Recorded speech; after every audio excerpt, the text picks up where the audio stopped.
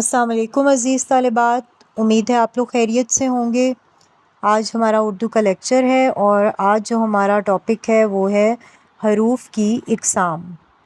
سب سے پہلے میں واضح کر دوں کہ حروف کیا ہوتے ہیں۔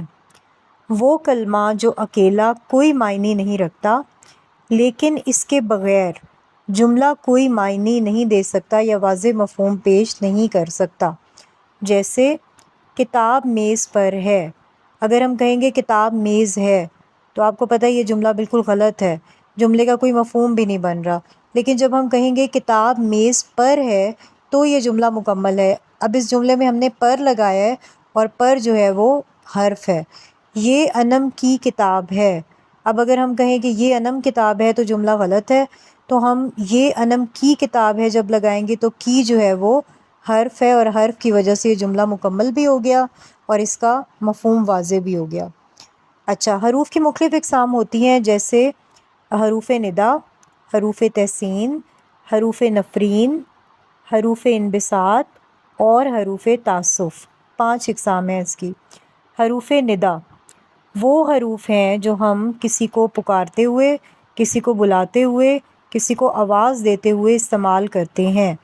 جیسے اس کی مثالیں یہ ہیں، جیسے اجی، ارے، یار، جناب عالی، یعنی ہم کسی کو جب بھی بلاتے ہیں تو اسے حروف ندا کی مدد سے ہم وہ الفاظ استعمال کرتے ہیں۔ اچھا، حروف تحسین وہ حروف ہیں جو کسی کی تعریف اور تحسین کرتے وقت ادا کیے جاتے ہیں۔ جب بھی ہم کسی کے لیے اچھے کلمات بولتے ہیں، کسی کی تعریف کرتے ہیں، تو جو ہمارے منہ سے حروف نکلتے ہیں وہ حروف تحسین ہوتے ہیں، جیسے شاباش۔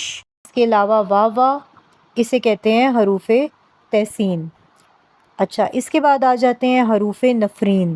وہ حروف جو نفرت سے بولے جاتے ہیں، یعنی ہم کسی کو حقارت سے بولتے ہیں، کسی کو برا بھلا کہتے ہوئے جو حروف ہمارے منہ سے نکلتے ہیں وہ ہوتے ہیں حروف نفرین، جیسے لعنت، جیسے تف اور جیسے اخ تھو وغیرہ، ان کو حروف نفرین کہتے ہیں۔ حروف انبساط یہ وہ حروف ہیں جو خوشی اور مسرت کے موقع پر ادا کیے جاتے ہیں، جیسے ہم کوئی خوبصورت منظر دیکھتے ہیں، ایک دم سے ہمارے منہ سے نکلتا ہے سبحان اللہ۔ اسی طرح واہ واہ، بہت خوب۔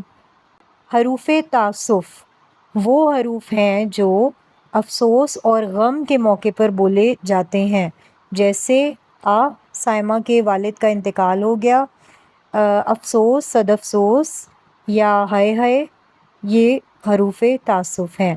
اس طرح آج ہم نے پڑھی حروف کی مختلف اقسام، حروف کی تعریف۔ امید ہے آپ کو لیکچر اچھے سے سمجھ میں آ گیا ہوگا۔ انشاءاللہ اگلی ویڈیو میں ملاقات ہوگی۔ اللہ حافظ۔